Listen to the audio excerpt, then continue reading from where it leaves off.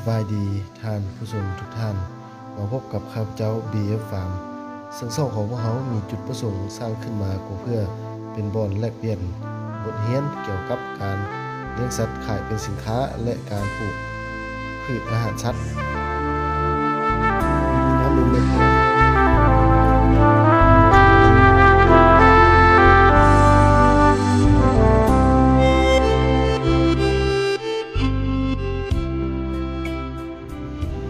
ซึ่งระยะผ่านมาการซื้อขายสัตว์อยู่เขตซึ่งพวกเขาเป็นกระบวนการฝึกฟื้น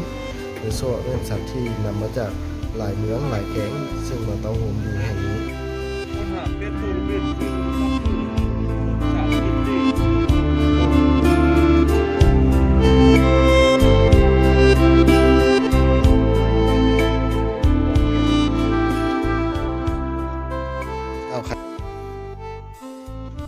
นี่ก็แม่นอีกส่วนหนึ่งที่ทางพ่อค้าทางพงศลีเนาะเก็บซื้อมาฝากทางส่วนของพวกเรา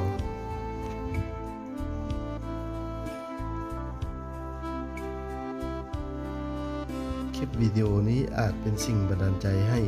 หลายๆคนเนาะที่กำลังเลี้ยงสัตว์และคิดจะเลี้ยงสัตว์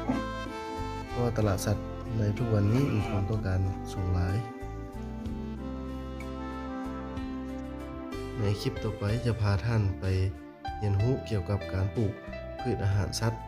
แต่ละชนิดหญ้าเนาะว่าจะมีความแตกต่างกันเป็นอย่างไรนั้นก็ขอให้ติดตามในคลิปต่อ